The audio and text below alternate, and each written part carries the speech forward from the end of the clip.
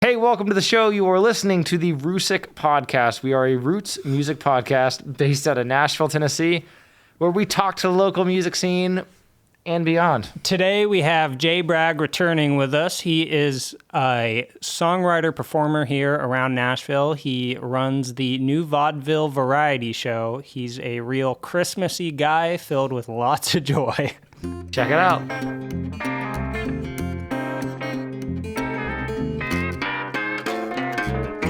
Yeah, I have to say, I wonder what it's like for you to be writing Christmas songs. Like, 'cause I imagine you don't write Christmas songs in like the middle of December. In the middle of December? Yeah, like when you're writing, I imagine it's just like, you know, it's beginning of July and you're like, okay, I gotta write a Christmas. What's that like? Usually I write, two to four Christmas originals every year, and I usually write them during the off season. Because by the time, we start booking our Christmas tour in March. Okay, so it's a year long. When I got into doing Christmas touring and releasing Christmas music, and having, my Christmas productions be like a major part of our yearly output, I realized it was a year-long project, and the only way to make it work is to give yourself a huge on-ramp. Yeah. So how long ago did you start getting into the Christmas scene? I've always done Christmas shows. I've been playing music professionally for 22 years now, about 20, going on 23.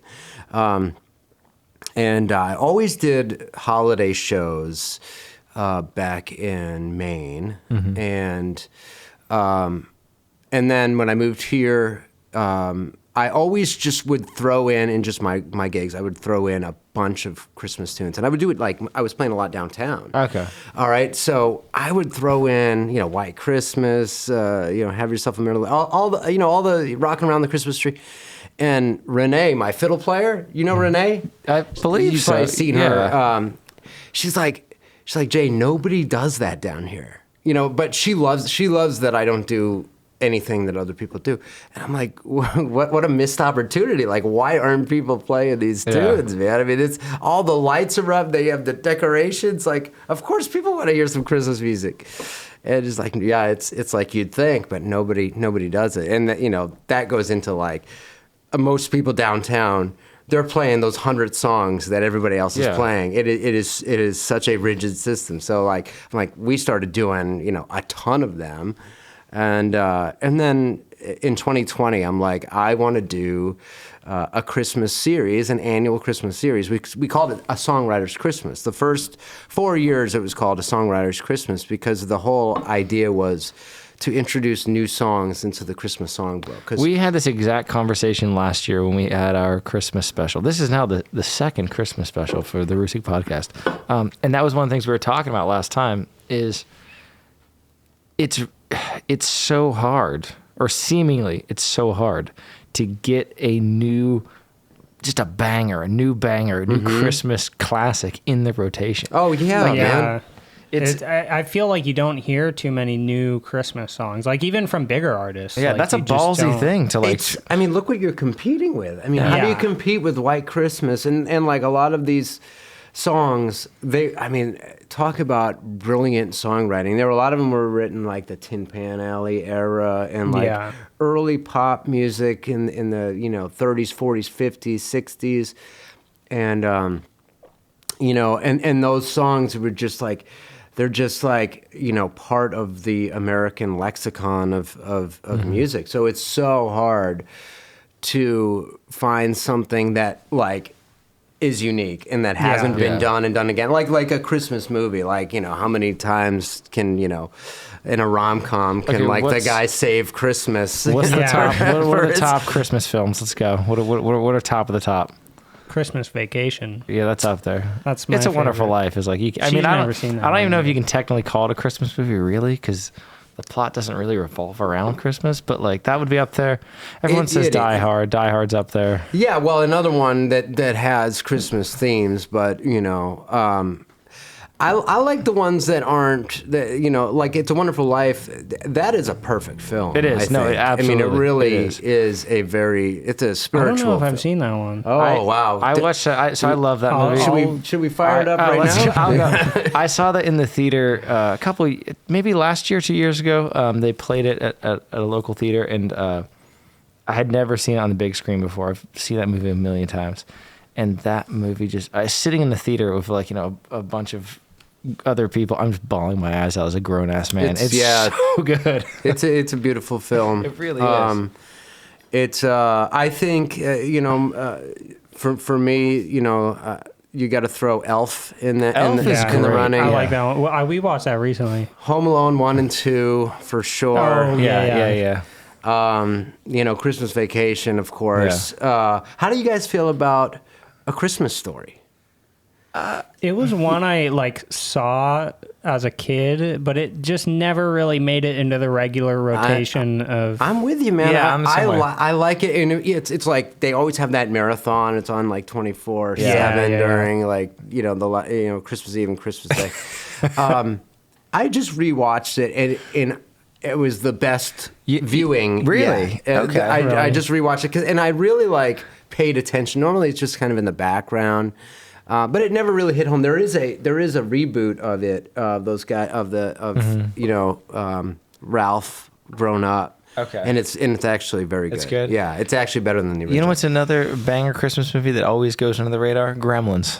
Gremlins 1. Oh, I forgot that's a great Christmas movie. Yep.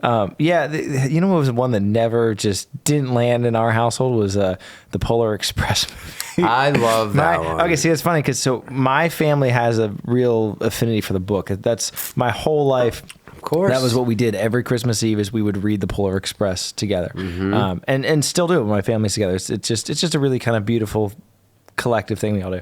And I remember that movie coming out, it was probably early 2000s, and going to see that movie and walking out of it like, what was that?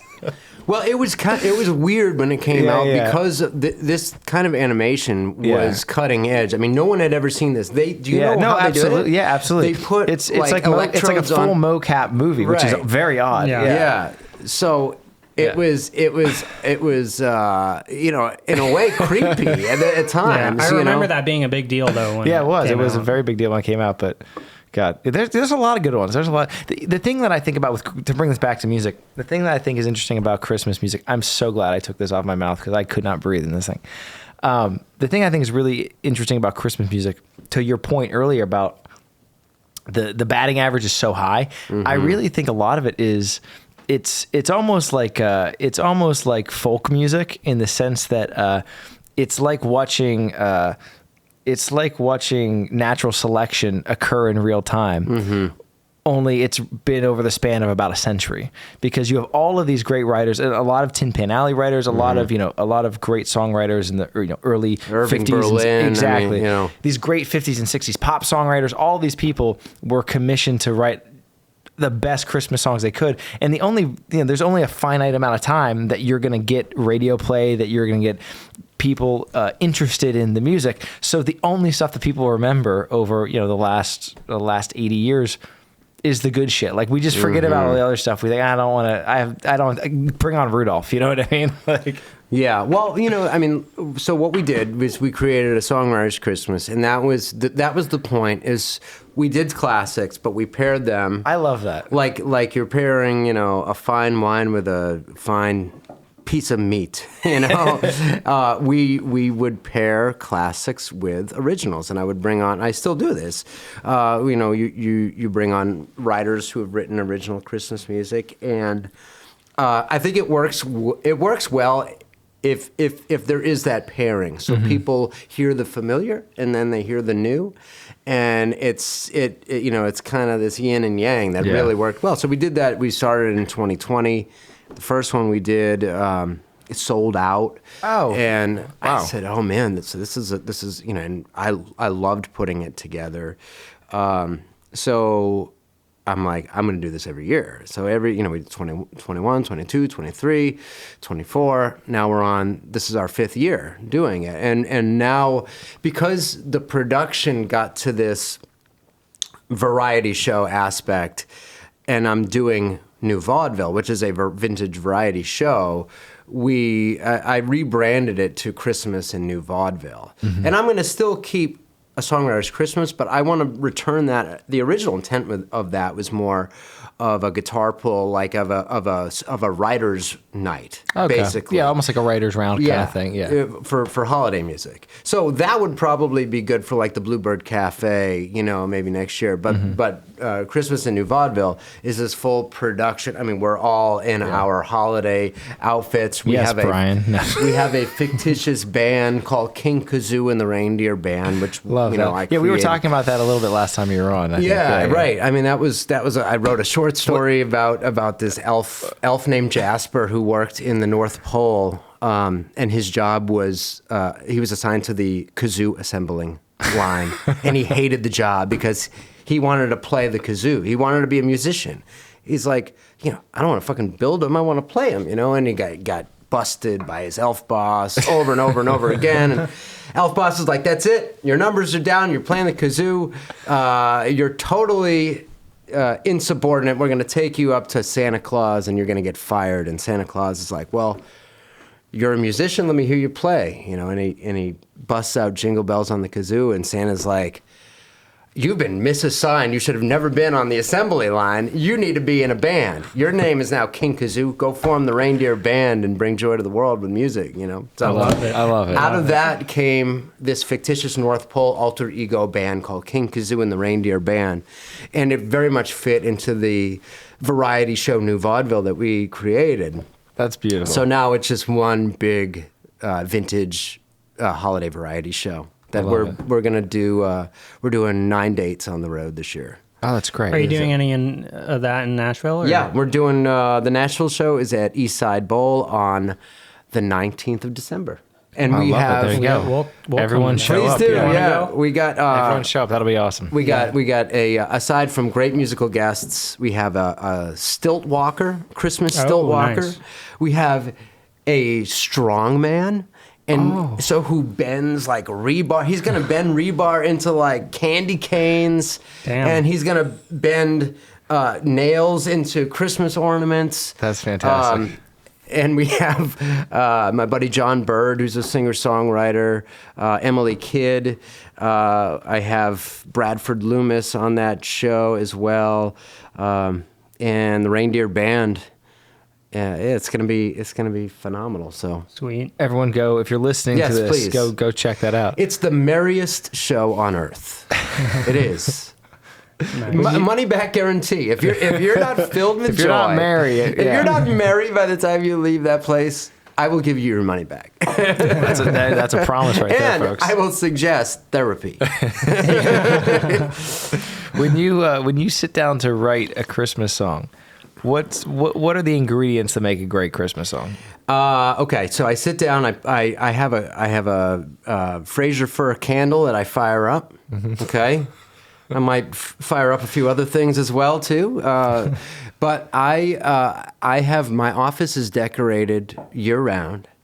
I have Christmas decorations in there year round, so I can always interesting. access the spirit. That's a good move. See, I have a strong rule in life that I abide by, which is no Christmas goes up until after Thanksgiving. That's for me. Well, this is my personally, private I office. feel like early November Okay. is acceptable. No. If I had the whole house decorated like that, I would be a mental Because case. here's the thing, I love People would Christmas. come over and be like, "What the fuck?" All right. Christmas is fantastic. I love Christmas. I got to give Christmas its dues, but I also love Thanksgiving. I've got to say, if I had to pick a holiday, it might be Thanksgiving. So I feel like there can be competition if Christmas starts to encroach too much on Thanksgiving. I agree. Steal some of the magic. People Yeah, steal like some of the magic. right after Halloween, it's like people forget about that Thanksgiving right there in the middle, and they go right for Christmas. But Thanksgiving is a wonderful holiday, and I too absolutely love it. The only reason why we put up all of our Christmas decorations prior to Thanksgiving is I am so freaking busy this time of year. Yeah, I can only imagine. And we have so many decorations that, after Thanksgiving, I'm working like 80 plus hours a week. And at the end of the day, So whatever I just can't. whatever brings you joy. Like my sister said something great about this one time. My sister loves Christmas, and she's like, if I want to throw on a fucking Christmas song in the middle of March, who cares? That's It right. makes me happy. I'm like, yeah, okay, there's a point there. See, I have a hard, and it's something I struggle with because every year I'm like, one of these years I'm just going to go hard on Christmas and put out a whole bunch of Christmas songs.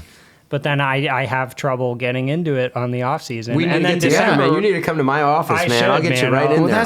that's the thing that no one My thinks office about. is in the North Pole. That's what it is. maybe I got to set up some off-season Christmas decorations that'll help me get There back you in. go. It's one of those things that people don't think about, but all your favorite Christmas albums were probably recorded not at Christmas In time. July, That's yeah. what they call, Christmas in July. Originally, that's when you're recording all the Christmas music. But I love it. It's such a for some reason they come natural to me to write these Christmas tunes, and because of that reason, made me want to really dive in, in the deep end of this part of what I do on a yearly basis, because it comes from a very genuinely joyful place. I love that. And it's just like I channel something that is just this bottomless well of joy when I get to do it. And I mean, don't we all need a little bit more joy in our lives these days? It absolutely. is a cynical world. Do you Totally. think this is sort of out of left field, but do you have any songwriters that you think are really fantastic Christmas songwriters? Is there a skill set to songwriting Christmas songs that's different than writing for just pop music? Yeah, I mean, there's a lot of them. One songwriter that was really big on Christmas and wrote some Christmas originals and did a Christmas concert every year was John Prine. And John Prine, he... Christmas in Prison, Baby is one of the best. That's one of the best songs, period, let alone Christmas songs. He had a jukebox of Christmas music that he had in his house. I didn't know that. That was stocked of all Christmas music. I love that. I had no idea. So he was also able to access that level of joy. But I think not taking yourself too seriously, being like witty, tongue-in-cheek, but really, like, the biggest thing is accessing that, like, joy, that childlike wonder. That's the secret ingredient, and that's something that, like, through adulthood we lose that sense of play, and it's so important to have that sense of play and wonder and awe. We get it like on the 4th of July, you see those fireworks, or if you get a chance to see the Northern Lights. It's as adults, it's more rare to have that childlike wonder. But that is a very important ingredient, I think, in the holidays. That's one thing that that is one aspect of art, whatever world you're working in, that I am most impressed by, is when an artist can see the world through a child's eyes, whether it's in a novel, whether it's in a song, a film, whatever. That is such a difficult skill, and some people are incredibly good. I'm actually just reading for the first time. I've never read Peter Pan before, the novel, and which was originally a play, and then he turned it into a novel shortly after. And it's fascinating to read because he's so good at that. He's so good, even just description, and it's so. I mean, there's obviously a huge amount of sort of whimsy in the narratives, but people who can do that, I'm floored by, because it's such a difficult skill to be able to look at the world through that. It's not even just sort of rose-colored glasses. It's like it's that unknowing that you have as a child, where it's like you don't. Not to say that we know where the edges are as adults, but we kind of think we do. Like you sort of know where in your mind the framework of the world is. And as a kid, that's just those, there's no seatbelt, so to speak. You have no idea. And I find like there's nothing worse than, you're reading a book or watching a movie or whatever, and you just have a child character that is clearly written by like a 39-year-old man. Yeah. Where it's like, that's not how a kid sees the world. And so anytime anyone can, and songwriters can do that so well, novelists can do that so well. When people pull that off, I think that might be the single thing in art that I'm most impressed by when people can do that, because it's so hard. It's so hard to write from that vantage point convincingly. That goes beyond Christmas, obviously. Yeah. I think as adults, those parameters of just get those walls, they kind of go up, and you think you have it all figured out, and that sense of mystery just evaporates. And but the thing is, you gotta, I don't know, man. You got to find a way of channeling that childlike. Do you ever find yourself like losing that, and you have to like get it back? I wake up and I read the news, and I'm like, son of a bitch. That's what the drugs are for, bro. Yeah. Spending any amount of time on the news or social media. I feel I create joyful music in spite of what's going on. I love it. There we go. That's what I like to hear. Not because I'm not aware. Like, the more aware I am of our cynical reality, and a lot of the injustices we're seeing, I need an antidote to, and for me, it's music. Even if it's a sad song, if you're able to make it sound like a happy, joyful song with sad lyrics, even better. Like, like the Beatles did such a great job with a lot of that too. But yeah, I mean, we created a show, and I think our whole purpose, I've probably talked about it last time, is just light it up. Like, when there's a darkness, when you see darkness, you got to light it up. So there's some great writers who are writing really topical stuff, and it really, like Dylan did in the 60s, like protest music, and that is. I love that, and I think it's very important. That's another thing that I think is interesting is a lot of times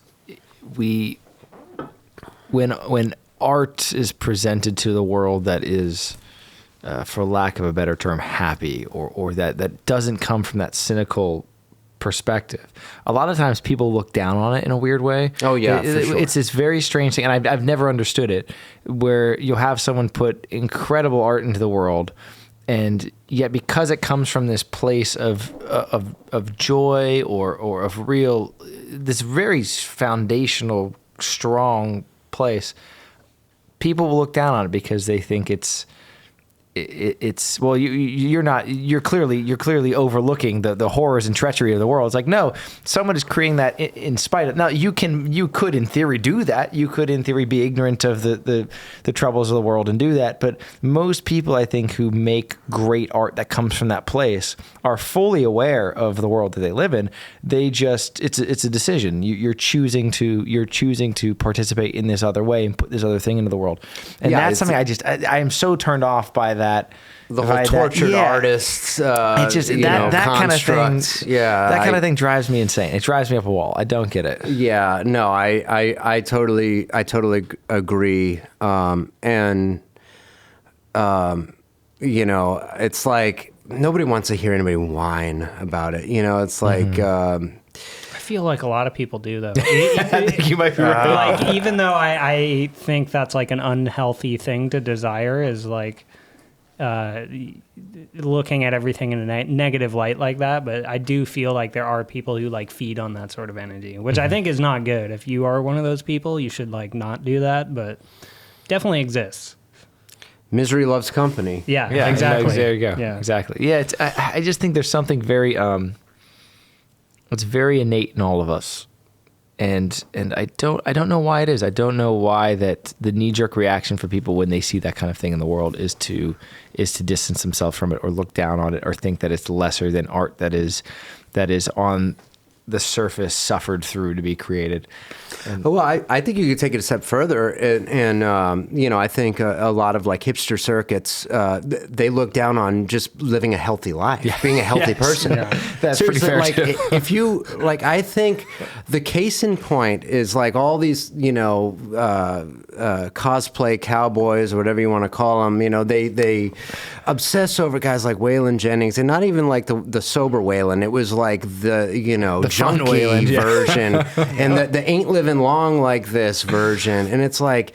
And like this is like the apex of artistic expression, that you have to die young, and shame on you for being in shape or eating well or not drinking or there's this being strange a family irony because man. all of the artists that I think I respect them, and there's obviously exception to this, but all of the artists that I think, again, in whatever field that they're working in, that I respect the most, who have had the long, just like nose to the grindstone for decades, this is what they do. They all approach it from, well, I've got to I have to be alive to do this. I have to live a good life. I have to, you know what I mean? Like they've all kind of realized at one point or another, like, okay, maybe I should take care of myself. Maybe I shouldn't be like, because it's like anything else. If you want to be competent at that thing, you should probably, have your ducks in a row, so to speak. It's a marathon, and to stay, the winners are the ones who can stay in the game the longest. I saw somebody posted like, oh, I wish we lived in this kind of society, and it was a video of like Townes Van Zandt and Steve Earle and everyone's just strung out and drunk, and they're all like sitting around a kitchen table, drinking whiskey, doing whatever else. It's probably like 6 a.m, and it's like, this is how it should be, and it's like. Well, first of all, this was in the 1970s. Cost of living was way cheaper then, okay, for one. So you could kind of fuck off and be this like starving artist and make, $10,000 a year or something like that and live on ramen noodles or whatever. But a lot of those guys died young. Like, this isn't the long game. I mean, I know a lot of people, it's a sprint for them. Mm-hmm. And, I think, to each their own. Yeah. But, and again, and there is stuff out there that has been made in that way. Healthy. Yeah. Like we were talking earlier with healthcare. If I get sick, I can't play gigs. If I can't play gigs, my income evaporates. Okay. Yeah. So the number one goal for me as a musician, stay healthy. Number one. Yeah, exactly. And when I'm healthy, I'm inspired to write music. I'm inspired to be creative. Yeah, it's this weird, to think outside the box. It's this weird thing where it's like this is the example my mind goes to, because it's sort of the caricature in the world of this. But someone like Picasso. Right, or someone like, or even to more of extreme, like someone like Van Gogh. Yeah. Right, Van Gogh. Sure. It was just, I mean, he was in a whole other world just because of how dark mentally his mind got to. But someone like that, people say, okay, you need that tortured soul to be able to create all this stuff. And who knows, maybe that's been an argument. Maybe there's some merit to that, but at the same time, maybe if he wasn't a miserable fuck, he would have made some better shit too. And you know what I mean? Yeah, like you just don't know. And it's like, for myself, I would rather just not be miserable and take that chance than. I don't get it. Yeah, I guess I just don't get the argument. But I also think you have to. Go through hell before you get to heaven in a way too. Mm-hmm. You have to deal with a lot of rejection and resistance. Who's been in that mindset, totally understand. Like I can always pick out an artist who comes from a rich family. You know what I mean? Who really has skated through life. Born on third base, and they're manufacturing pain. I've seen. I mean, I'm not saying that if you're born rich you don't have pain at all, but. There is something about you really, really have to endure a ton of rejection, loneliness, isolation, to break through that and find your voice, find your very unique, singular, artistic voice. But and that is your escape from the doldrums of that pain and agony of being kind of a loser. I mean, my favorite artists they weren't the cool kids in high school, right? I mean, it's like you look at it seems like you go down like in modern country music. These are all like bros, who are like they're jacked. They're also not okay. This is now okay. Now we're going to start to get a little dirty here. Yeah, but they're let's also mix it up. Yeah, man. They're also not artists though. Like Brian and I have this conversation, and don't get me wrong. There are people who work in that world. There is these things are always multifaceted, right? They're always multifaceted. You're going to have creative people in these worlds who do have to be the songwriters. Do have obviously, but a lot of that stuff out there now that's in the marketplace, and I'm sure this has always been the case in varying degrees, are manufactured, and the people who are out there with the lights and cameras on them on stage on the album cover, they're one small cog in a very large machine that's there to sell something to an audience, and they happen to have the job in that machine of being the sexy face that goes on stage and sings the song. And that's not to say that one can't be, an attractive, successful artist. I don't mean it in that regard, but it's just sort of gross. Clearly, yeah, obviously, yeah. I don't know what I'm saying, but that kind of thing is just I don't look down on it because I don't want to be that cynical, but. It's just a different thing. It's just a different thing, and there's not, and that I don't even think there's necessarily something wrong with that, but it's not type of music like the same as what I do. It's just a different universe that I'm not. I think there is when you're 6 degrees removed from the actual concept itself, like when you have writers writing for you. Or you have by committee, paint by numbers type of creating. I mean, these are the first things, you wanted to talk about AI. These are the first things that are going to be, have already been taken away by AI. If you are writing to this formula and you are an artist who cannot write for themselves, you're gonna get replaced. You good luck, man. You better start going to I don't know, figuring out plan B or AI C. will still need a sexy face to. You know who this is like? Do you remember? But it will be it's the generated. songwriters who are in trouble. Do you know the songwriters who write for those? And a actually lot do the of work. just to that point, one more thing. The kind of Nashville way for a lot of years is all right, this is the formula. We all have to write to the formula. You're and when you kind of become formulaic and predictable, these are the first, and it's not just music, it's any job that is predictable is going to be done easier. Yeah, that's up for grabs now. Much more easily and more efficiently and better by AI. But the thing is, this has been the case for so long. Like, I imagine you just got rid of the beard entirely. I know, I said fuck it. What was the duo of the two guys from the early 90s? I'm trying to think. I wish I could remember the name of this. Brooks and Dunn? No. I'm going to feel like an idiot when I think of it. It's the two guys. They won a Grammy for, I think, their first album. It was like in the 90s. I think it was genre? It was like pop kind of shit. And then, Milli Vanilli. Milli Vanilli, thank you. And then the Grammys took it away because they realized that it wasn't the two of them singing. Right. They literally gave them a fucking Grammy, and then later realized this wasn't you two who made the music. It was they just wrote the music and had someone. No, they didn't even write it. They were the face of it. They were just they were lip syncing. They didn't really sing. Yeah, they were models. Yeah, they were exactly. But and now I think that's so much of it. No, but I think so much of it already is that. Like, to me, and again, this is not to sound cynical. I keep prefacing in that way, but because I do think this is just something that's been around forever. To me, there's not a big difference between Milli Vanilli. Rest in peace to half of them.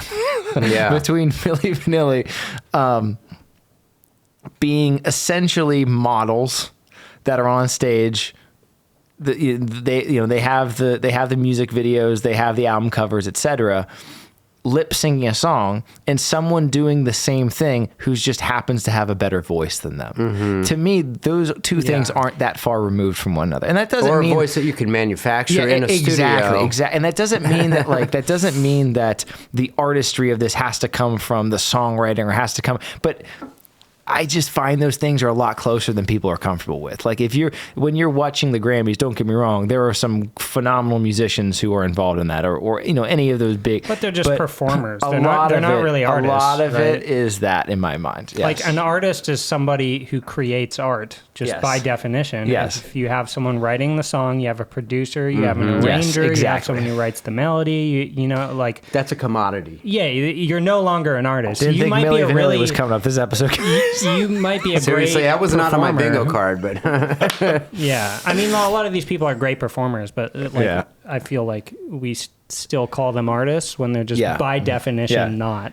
Yes. So in the face of all this, I do feel like the last bastion for musicians to thrive in this AI age is the ones who can perform live, because I think studio recording, like for instance, I've reduced my studio budget. Now we just did that Christmas live living room concert we did in my living room. It was a video first thing, and I wanted to just us playing live. Like there's no editing at all. There's no overdubbing. It's like this is going to be the time for the people who can actually play live, be entertaining, perform. Evidence humanity, really, make the crowd laugh, make the crowd cry, make them feel feelings. This is going to be I feel like the golden age of the performer, and you can't just wake up. The people who are born on third base or become TikTok sensations, they can't just get up there and captivate an audience. That is something that it takes those 10,000 hours or 20,000 hours, to do. So I really do think this is going to be a golden age for the live performers. I think so too, yeah. And the ones that rely heavily on anything that's behind the curtain are going to be in trouble, I think. I think it'll become too obvious that they're not. I almost imagine it's sort of, this is where it almost sounds conspiratorial. It almost is the natural next step, though. If you have a system that is that manufactured, the next step is, well, okay, how do we streamline this even further? You're going to have artists, to use that term, that don't even exist. You're going to have the face of Milli Vanilli, aren't going to be people anymore. I think the result of that will be there will be a whole new demographic of people who have a deeper appreciation for actual live performance art. Yeah, the analog. People are going to be hungry for analog. I feel like I used to have much more of a doomer mentality about all of this, but then the more I think about it, I do think there might be even not a resurgence, but a big boost of people craving some sort of real artistry and what's live also the thing about without a net, the whole idea of art, I think, is the risk factor. You could fall flat on your face. It's the fearlessness. That's when I see an artist, when I know like this person is either a commodity, a performer, or an artist. An artist is fearless and not afraid. Like, there's actually more examples in comedy, I think. Yeah, that's a very good point. Than music. I think a lot of musicians, they're just looking to sell out whatever is going to generate cash, and I will not begrudge because it's expensive to live. Whatever you got to do, but may not be the best business choice, but yeah, I mean to each their own. But like it's the comedians who are willing to go up there and be hated, like booed, and like do material that's my kind of musicianship right here. Like, dude, that is, I mean, hats off, and I don't have I'm too much of a people pleaser to be comfortable with Yeah. being booed. You know, I consider myself an artist, but I that level of like fearlessness, that's like a holy grail for me. I'd love to be, you know, if I want inspiration on being a fearless performer, you know, I'll dial up, you know, some like Chappelle. Yeah. Or some Norm just walking, Norm Macdonald. walking people. You Norm know, Macdonald loved when he was bombing. He loved it, and he would go out when he had shows that bombed. I love that he feeling would go so out much. and do a meet. Those are the ones he would do the meet and greet at the door and meet everyone. That is when a he hero bombed. of mine. When he That bombed. is When a he killed, hero he'd of stay up mine. in his dressing room. Norm Macdonald. I mean, you know, that's an artist. I know. I 100% agree, and I really truly do feel. I think, Brian, I think you're right. I think that in some way, shape, or form, there's going to be more appreciation in the zeitgeist for artistry, for real true artistry. And I think the reason for that is all of those people that we have that real connection to as artists, whatever world they're in. I think what makes great art great is the idiosyncratic nature of it, that it's imperfect, Totally. that it is human. I mean, that is, I think, why we're compelled by great art, is that exact reason, is because we see ourselves in the imperfection of art. And don't get me wrong, if you input enough information into AI, I'm not convinced you can't get there eventually. But I think that there's just something that I think our sense of smell for that kind of thing is way better than our visual sense of, okay, how many fingers does that hand have in that picture? You know, like that kind of thing. Yeah. I think our detectors for what art is are so core to who we are as people that, I mean, that's the stuff that I can pick out from a mile away. It's when you see great artistry, you're compelled by that. And I think that AI, in my mind, who knows, you're a little ways away from that with real artistry. I don't think you're going to get there anytime I think it's soon. like not only just that, like, I mean, I think AI could get to the point where it can like fake a human element to it. But like for me, even just knowing that it is AI just kills it for me. Even if it is something I would normally love, it's just like, because I know it's AI, I don't want to hear it. Like I just like admiring a human's skill in a certain art form. Do you think there should be? Do you wish that like Spotify had like some kind of a watermark of some sort that AI was used in making this? That would be cool. But the thing gets so messy with that is, I think that the toolkit is already so messy that it's as much as we don't want to acknowledge it, it's already really hard to put that watermark on anything. Sure. Because if you look at you know, everyone's been looking at this song that went viral, this country song that hit #1, whatever the hell the name of it was, I can't remember. But and don't get me wrong, historically there's something interesting there. I think if you look at the top charts of at least any kind of major pop music, AI has its fingerprints all over it. I mean, not just in the sort of systematic way in which it's written, but I bet people run that shit through algorithms. And again, this sounds a little conspiratorial, I've always said, but like half the top 40 is like so dumbed down and formulaic anyways, it might as well be AI. Right. Like even if it's not, like it basically is, like who cares? You know what I mean?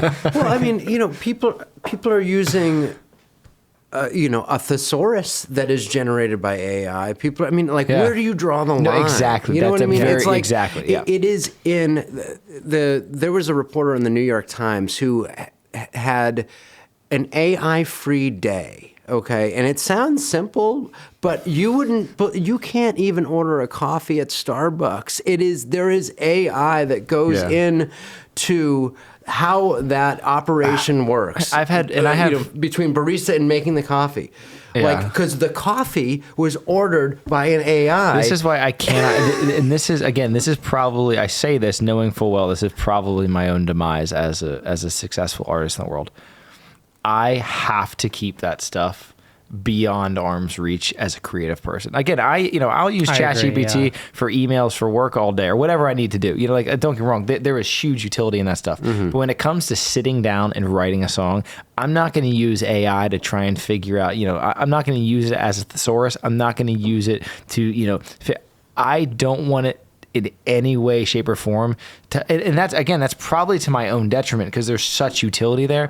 But I just have such an aversion for it that it drives me kind of crazy because it's such a in my mind, it's such a slippery slope that I'm sure I'm probably wrong in this regard, as I have to, preface most of my statements with. But like, I do see it as such a slippery slope when you sit down.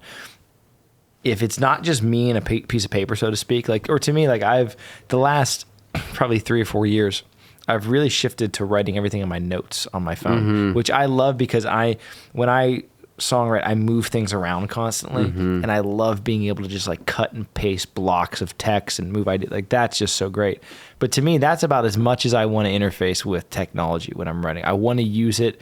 I want to use it to be able to take my ideas and shift them around in a more fluent, convenient way than I would be able to a longhand, which is how I wrote for a long time. And so that in and of itself, that's not AI, but there's still technology interplaying there. But to me, I think of that and it's that's the same thing's true of, you could make the same argument of a pen, and a pen is just technology. It's as long as I know where the lines are, so to speak, okay, this is the world I'm going to work in. I'm happy working in that world. I don't want to step outside of that. The goalposts will continue to move as technology continues to advance. And so, I think you got to do.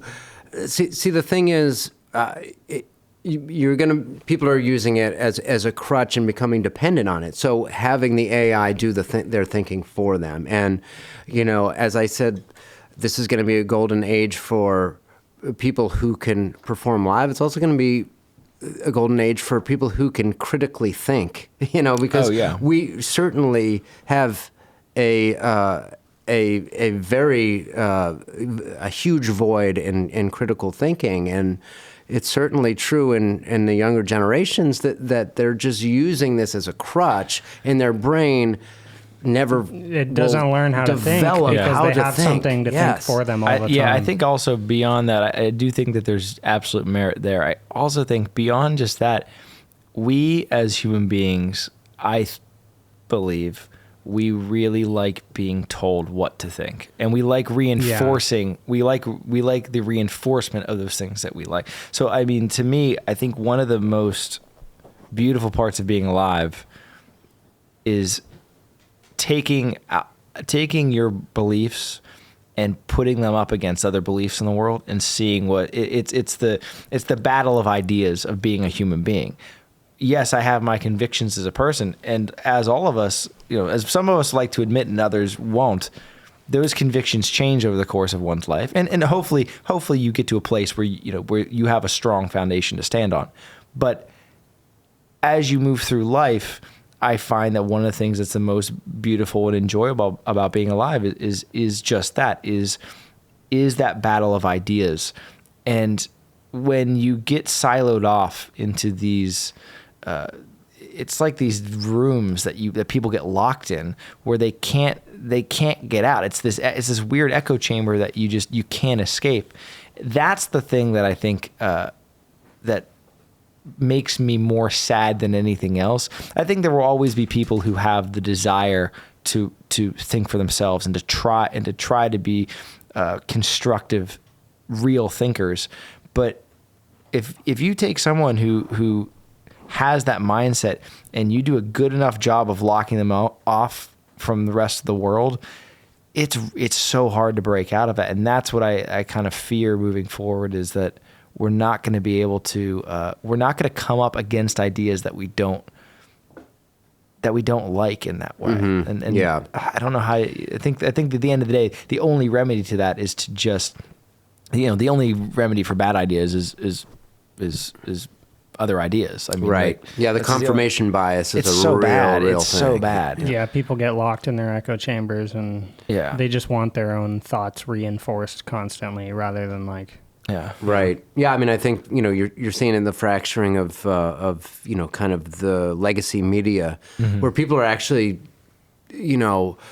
more trusting of individuals, say on TikTok, who seem to have some, very narrow, domain expertise in one thing or another, and they're not. They're not collecting a paycheck from a big media company that is in bed with who knows who. You know what I mean? So, and I think there's I think that we're pointed in a better direction than we think we are. If there's anything throughout the arc of history that I think is constant, it's that everything's getting better and everyone constantly thinks it's getting worse. So I think that, like, on the whole, yeah, there are positive outcomes to the situation that we're in. I do think that we just have to be cautious of how we navigate that. I mean, I'd rather be in the situation we're in now, where you have the potential for that true marketplace of ideas. I think that there are obviously pitfalls along the way that you can fall for, but I think there's such potential for that marketplace now. But who knows where this is going to go? It's going to be interesting. It's going to get real weird. Yeah, I mean, the other thing too is like, I think this is also the time where if you are going to be resilient to AI replacing you or, adapt to it, I think this is the time where you just got to double down on your weirdness and what makes you different. Like the whole idea that the group think of, like, being in the in group and like everybody's kind of dressing like this and talking like this, it's very palpable in Nashville, where you have these different camps, and they all they dress the same, they talk the same. Everyone's trying to sound the same. I thought boot companies were making bank until I left Nashville. No. yeah, exactly. And it's I think you want to be one of one, and like what it is like for me it was kind of going back to my roots way before I was born. The whole new vaudeville thing came from, I think I told you guys before. We talked about this last time. It's my grandparents, and it's like, I don't know, like, what do you guys think about, some people talk about how we are living, like, the traditional celebrity is a thing of the past. No one cares anymore about celebrity culture. I think you still get that. It's just influencers instead of like so a whole just regular establishment. people. Like, yeah, well, but like and you the still days have of like the Hollywood celebrities and Kardashian, shit. yeah. But is that losing? That might be on the way. Yeah, is that losing its allure? It's just a faster cycle. Yeah, that's right. exactly Like what somebody I would say. goes viral and they're Right. the thing for like a month, and then it's another guy, and you know. And I think that again, not to be Mr. Positive over here, I agree with Brian. I think that the pace of the cycle is just much faster. I would also say that if you somehow can rise above that cycle, if you can have somebody who is truly exceptional in various ways, artistically or otherwise, who can break through and put something productive out there into the world, I would like to think if that person can continue to be competent and present into the world productive things, that the platform that quick cycle has allotted them will allow them to have to sustain that platform in some way. Whereas I think part of the reason why we have such a quick, snappy, quick-paced cycle of celebrity now is oftentimes something will go viral, and then there's really nothing else of value that person is putting into the marketplace. Yeah, exactly. And what's she doing now? And that's not to like shit on those people. That's not to say that they're only good for a viral clip, but like, okay, what else? What other great ideas is, no offense to the Hawk Tuah girl, I'm sure she's great. What other great? Yeah, she's got talent. Yeah. That's why you have to like orchestrate a crypto rug pull before your fame dies out. You gotta pump and dump while you can. Dude, that's what I'm good at. But no, like, whereas I imagine if you had someone, insert whomever into that who's bringing something else to the equation than maybe the Hawk to a girl, and is a lot of that platform for that brief moment. If they can continue to put, and this, we see this happen all the time. There are people who have the light shined on them, and they rise to the occasion, so to speak. They can prove, okay, I have something here of value that I want to keep putting into the market, and people respond to that. And they may not be able to sustain that peak level of fame or whatever you might classify it as, but now they have a life. Now they have a career that they can continue to go back to the well for. That, I think, is great. And I do think that we'll see more of that. I just think most people, they don't really have a whole lot to offer on that level. And most people, they get their 12 seconds of fame, and then we're on to the next thing because there's nothing else they're bringing to the table. And again, that's not a moral statement. They'll still get like a small group of people who continue to follow what they do. You know what I mean? Like, you can't expect that's to like true. stay viral, long term. Like, that's the whole thing with going viral. It's like a short term thing, and then Right. something else goes viral, and So if you're chasing virality too, that is, it's like fast fashion. It's like there's a great quote. The longer the race, the longer the victory lap type of thing. But I mean, if it's We're really banking on that here. yeah, right, seriously.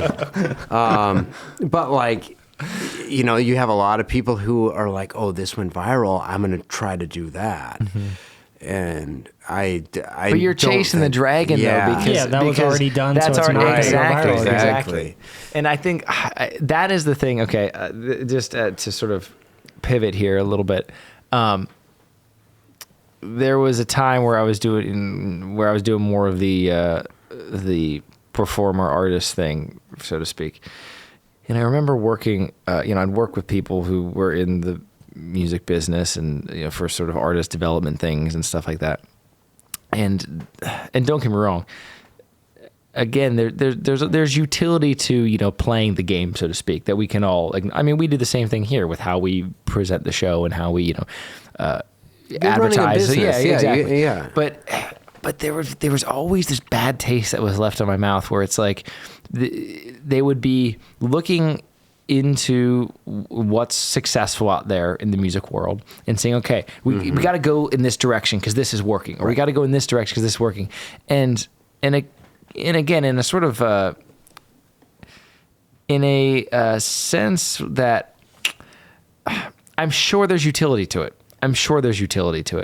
But it feels gross. It feels gross when you're thinking, no, but someone else is doing that, and they're doing it well. So why do I have to do that when somebody is already taking care of that in their way? Why can't I find my lane and try and do that thing? And that's a really hard place for artists. Do you find for yourself you've been able to navigate that, or are you still searching in your own mind for your lane?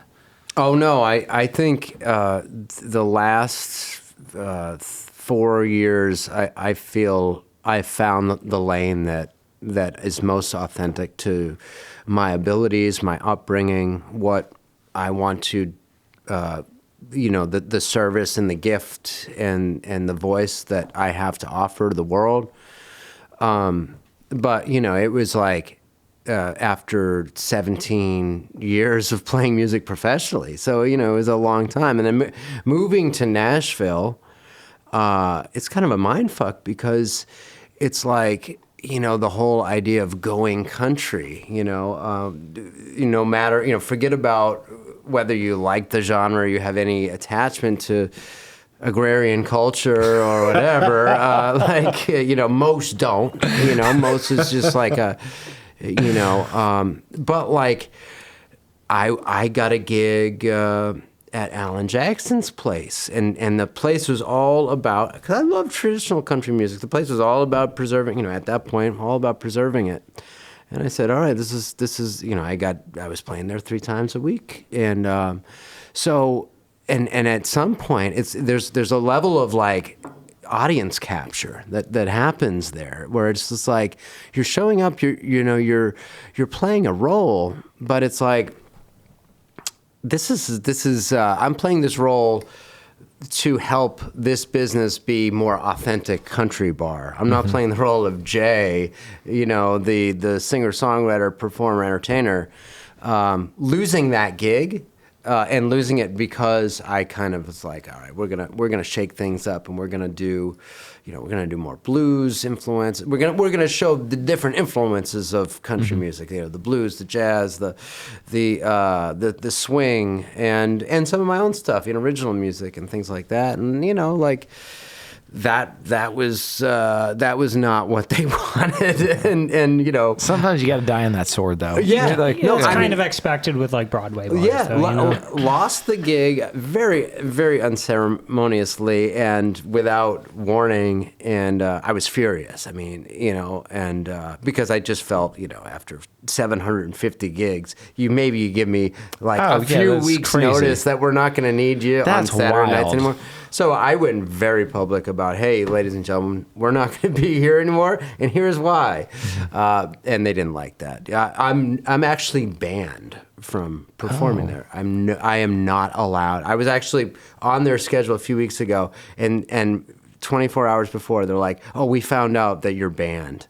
I'm like, so I might send them a Christmas present of, do not let this performer, wanted, do not let this performer on this stage. But, that was a low point in my life because I lost literally, 70% of my income. Yeah, and that's the thing that people don't understand who have never been in this world of entertainment before. These things are so fragile. Yeah. And when you show up to your gig one day and they say, hey, you don't have this gig anymore, you are so fucked that I don't think people realize the lack of safety net there for performers. Right. I mean, it's terrifying. You're essentially at square one again, and to get into that place, to transition from that place of security or seeming security, right, to free falling, is that's a terrifying feeling. It was, yeah. So I mean, 2024 was a rebound year, but it was terrifying. I had to start from scratch, but it was the biggest blessing you could have given me because in that kind of retooling what it is that I do, I really dug deeper into that well of where did I come from? Why did I start music to begin with? Why did I come here to Nashville? What are the unique parts of my skill set that are peerless? And that is, I think that takes, kind of putting the blinders on a little bit, forgetting, and it's hard. It's like forgetting what other people are having success with. You're inundated with this. You open up your social media and you're inundated with this is working for this person. This is working for this person. This is, no one's showing the things that aren't working, so you really have to kind of put the blinders on and very much limit this kind of comparison with anyone else because you're running your own race. You're not what is working for this guy or this girl. You're not them and they're not you. It's not translatable in that way. It is not at all. And when you start to kind of mimic these things, you can get a short-term boost perhaps. But it's not going to be the long game. We're talking about like having the 40, 50-year career. And it in a way it throws you off the scent. When you get distracted by those other, and then this is, I think, pulls you further away from yourself. Exactly, it pulls you further away from yourself, and I think that was the thing to kind of tie back into what I was saying earlier. That's what I was responding to. That was the knee-jerk reaction. Is yes, I get on paper this seems to do better, but it's taking me away from the track that I'm on right now, and I don't want to do that. And I think that's probably just I think it kind of goes back to the thing Brian was talking about earlier today. There's people who are in it for this bag of reasons, and there's people who are in it for this bag of reasons. And for myself, I know that I'm in it because I love making stuff. I love making stuff, and I want to keep making stuff, and I want to be making stuff. If I'm lucky enough to be here as an old man, I want to be making it then too. And hopefully, if I'm lucky, maybe, who knows, there will be people who have some interest in what I'm doing. But regardless of that, whether it's me sitting in my, whether it's me at 12 in the morning last night, sitting in my living room, working on a song I've been working on for 8 years now, whether I'm doing that now at this point in life, or whether I'm doing that in another 50 years, if I'm doing that at all, I'm winning. Mm-hmm. And some people don't have that. Some people, their bag is different. And I don't think that there's anything wrong with that. It's just, we have to sort of recognize why that is and why we're bothering to do this at all. Cause it's kind of a dumb fucking thing to like want to do. It's if you were, on paper looking for pure survival, you would not choose the entertainment business at all. I mean, this actually, unless you want to like drink a bunch of baby's blood, then maybe. Yeah. Why, you got some? I told myself last year I was giving that up, but it is the holidays. You put the red glasses on, it's like it's hard to get away from it, But what the hell was I gonna say? I'm sorry, I catch it. No, that's all right. That's all right. What were we talking about? You put the, you do. You kind of have to put the blinders on and just go for what you want to do, because it can be, if you get distracted in that sense, if you get pulled in this direction and that direction, I mean, you want to be in it for the long game. You want to be in it for the long game. And to me, it's like, that's what I do it because I love doing it. I was and Brian can attest to this as my oldest friend in life, I was a much more bitter person as a young person because I wanted this so badly, and I loved doing it. I was in love with the process of making things. I loved it so much, but I wanted to yield something from it now. Like I hated that. I was like, why can I not pay my goddamn bills doing this thing that I'm competent at? Like why? And at a certain point you just realize, well, the gift of doing the thing at all is the gift you should be happy to have. And that's not to say that you don't want to strive to be able to utilize that in all the ways that you possibly can. But I'm a much happier person now because I've for myself I've recognized. I'm sure there's other paths to take, but that's just the way I've decided to deal with that issue in life. So, music is not paying your bills. You have other methods of paying your bills. Yeah, I mean, so I say that as someone who, like, my day job is I teach music. So it's like I say that fully aware of the sort of irony in the sense that, like, no, I do music to feed myself. Right. That being said, I think when you are so in love with something, I love performing. I love writing. I love the just the mechanics involved of being able to do that. Yeah. And for a long time in my life, I wanted to do that. I wanted that to be the way. I wanted that to be the way that I fed myself. Sure. And don't get me wrong, I don't think that there's anything wrong with having that mindset in any way. But you got to be in love with the process, not the result. Exactly. Yeah. And if you get to, and I think it can get flipped around, and it can get to a point where you almost start to poison yourself. Yeah, where for you sure. where you just you want so badly to be able to have the outcome that you want that you start to drift away it from. It hurts the process. Exactly. Yeah. And it's like, no, I find that when I'm serving the process, that's when I'm the happiest version of me. You can't reverse engineer it. It's so hard. Yeah. Yeah. No, it's very true. You have to absolutely love it. You have to be, willing to eat shit, Yeah. I mean, you have a lot of people, I think, in terms of the people that are going into music these days, it's different than, say, the classic eras, right? Where you had more, and I think a lot of this is socioeconomic as well too. I mean, you can't, like, your average college grad. All right, what college grad is going to go into the entertainment business or the music business? I mean, very few. They're going to want something more secure. This wasn't true back in, say the 60s, 70s, 80s, 90s even.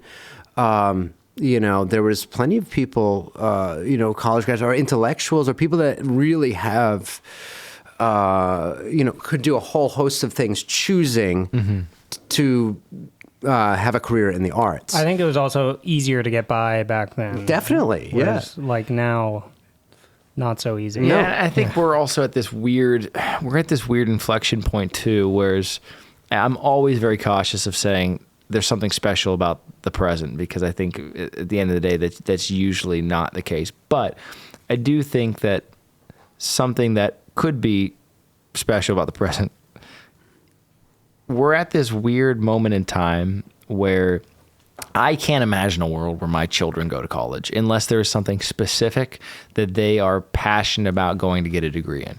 If they're 18 years old and, like most 18-year-olds, they're like, I'm not really sure what I want to do with my life, the last thing I imagine I'll tell them to do is to go spend X amount of money that they'll have to spend X amount of years trying to pay back in order to get a degree in an environment where there is so much information up for grabs. Whereas if you want to be competent at just about anything, as long as the barrier to entry is not a certificate at the end of that 4-year finish line or 4-year race, you can pick just about anything you want to do. And I imagine in the next couple decades, it's only going to shift further and further into that direction. And I think that the situation 25 years ago, 30 years ago, was you had a similar outcome in a way, but for different reasons. We're just in this weird moment of time where we've a college education was not the standard expectation 85 years ago in this country. It's just that just Right. wasn't the case. And we're at this very unique moment, I think, where people are we're tricked. We've sort of tricked ourselves into this strange mindset. And I really, really hope that the internet and AI, and again, just this huge access of information is going to be the thing that shakes us out of it. Like, and who knows, as a father, maybe I am telling my kids in 18 years, you know what? I think you should go to college even though you don't know what you want to do. But I highly doubt it. If I had to bet on red or black, I'm betting on red, so to speak. I just don't imagine that's sustainable in the way that we expect it to be. Sure. Yeah. No, I mean, but I also think the college experience is, I think, the more valuable life lessons that are learned are outside of the classroom. It's, being amongst peers, being amongst people who have different lives, different we wouldn't be doing this show if it weren't for that exactly. fucking schools. Getting out of your silo and being forced to live in community with other people. However, the question is what is that worth? And now it's the biggest luxury product is a college degree. So you have to weigh that out. But whatever it is, you got to get out there and mix it up with people that do not share your worldview as much as you possibly can. And going back to what we were talking about earlier, I think that's such a huge part of life. I think you need to be around people. Like my nightmare scenario is to have relationships in life with people, all of whom believe what I believe and think what I think. And that's probably because my entire life, all of my friends in life, I don't agree with them on just about most things. There's so many, for whatever reason, I think music in my life has given me the ability to have a very diverse group of friends and acquaintances and people that I can respect and find great love for, that share different views than myself. I love that. I think Brian's probably the closest to me on most things than anyone I know, but like that's just probably happenstance more than anything. He's an idiot, so. You're not wrong. I'll admit it. But that's the fun of life, Who knows? Yeah, man. That's the fun of life. Well, I'll tell you what. I mean, I got news for you. I am AI J Bragg. Oh shit! I'm not even the real J Bragg is at home. I knew it. Chilling I saw out. you glitching out a little bit. Well, I gotta say, I'm so glad that we had of all the people we could have had for the second annual Christmas special. I don't think there was You were anyone. the perfect choice. I'm dreaming of a white Christmas. And now I'm gonna have these goddamn Christmas songs stuck in my. I do not listen before Thanksgiving, and to anyone. Oh, sorry. Well, so last time we had the Christmas special, a debate was when is an acceptable time to start playing Christmas music. The thing is I that? do feel bad for the people who work in the stores because they have to endure it. I understand their annoyance with it sometimes when I'm, they have a negative reaction because they have to deal with it way too early, and it goes into the whole commercialization of the holidays. We try, what we do is an antidote to that. It is. We really are just. It's all about community. It's about gathering with people and just sharing joy and reminding everybody that there is so much more commonality than you may think by just looking at social media or listening to the talking heads. But I think in terms of when is an appropriate time to start busting out the Christmas music, I July. Damn. I love it. All right, folks, we'll end with that. Thank you so much for doing this, Jay. This was a ball. I appreciate it. All right. That was awesome. Man, that was fantastic. Absolutely, man. Yeah. Thank you. It always flies by.